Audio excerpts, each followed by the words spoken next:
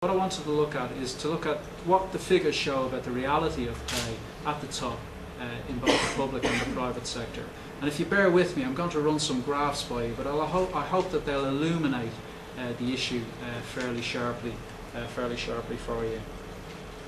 So let's look at this one first. Now what this shows is it's the earnings distribution for senior public sector executives in the NHS, non-departmental public bodies and the civil service. So it's not quite the whole public sector, it leaves out local government. I've got some figures for local government a bit later.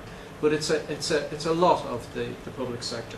The axis on the left is the number of executives, and of course the axis along the bottom is the amount of pay, in other words the annual earnings of these executives.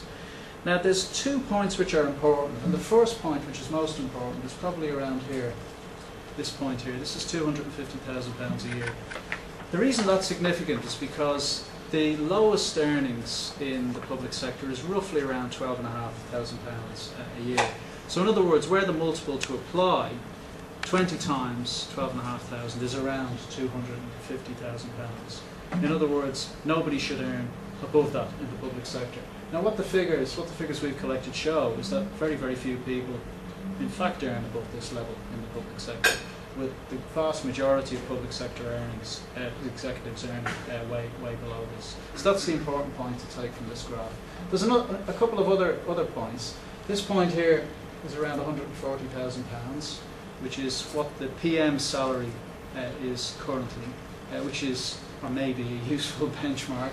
And something like 73% of public sector executives earn below this, with the majority probably in that range, which reaches a peak at around 90,000. So the majority are in the 70 to 120,000 pounds range. Now these aren't small salaries, not by any stretch, not for the people who are delegates to this conference, but nevertheless they're not in the sorts of stratospheric figures that we see in the private sector. So that's the first graph I wanted to show you. The second one I hope you'll find interesting as well. It's a little bit hard to see. What we've done is, this is median salaries. It's basic pay. It excludes bonuses, and that's the important thing. And up to around this point, these are public sector organisations. So going up from around 115 to 160,000 pounds median salaries. They are the median or average salaries in the public sector for people at the top of those organisations. The other organisations are largely private sector, with the exception of the public corporations, BBC, Royal Mail, who aren't far off the top, I have to admit. They're up there just behind the FTSE 100, where the average median salary is £788,000 a year, which is nice money if you can get it. But as I say, that's basic salary. That excludes bonuses. If we add in bonuses, that's how the picture looks. So let me do that again. It changes quite a bit. And I think for the people at those peaks, just around £1 million a year there, and just over £2 million a year, a little bit higher up. You know, these individuals have obviously, floated up into a kind of a bubble of wealth that's probably miles above the anxieties and cares of pretty much most of the people in this room. And they're really, really high salaries indeed. And they're made up of not just basic pay, as I've explained, but also the bonuses that we've been talking about a little in this morning's Congress. And finally, I wanted to look at how earnings have changed over time. I wanted to look at earnings for all full-time employees, so if you like average earnings, and I wanted to compare that with some important groups of executives, both in the public and the private sectors. The first slide you can see there in front of you is all full-time employees, and their average earnings have grown by some 46% between 1999 and 2009. Now those are official figures, by the way, they're not IDS figures, they're from the Office for National Statistics. So that's modest growth, or decent growth. Obviously, if you add inflation into the picture, it changes it a bit.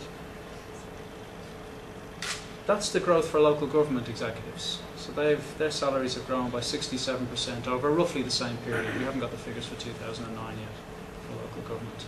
If we add in the cabinet secretary, sorry to pick out an individual, but his salary has grown by 69% over that period. So again, fairly modest growth. NHS trusts, Josie, this will be a figure close to your heart, 201% growth over the period. And then FTSE 100 CEOs, I'm sorry, but the private sector are doing very, very well. 265% growth over the period. Though obviously since the crash of September 2008, that's dropped back a bit. And I suppose that reflects the extent to which their pay, which includes bonuses, does reflect performance, at least a bit. But they've done very, very well over that period.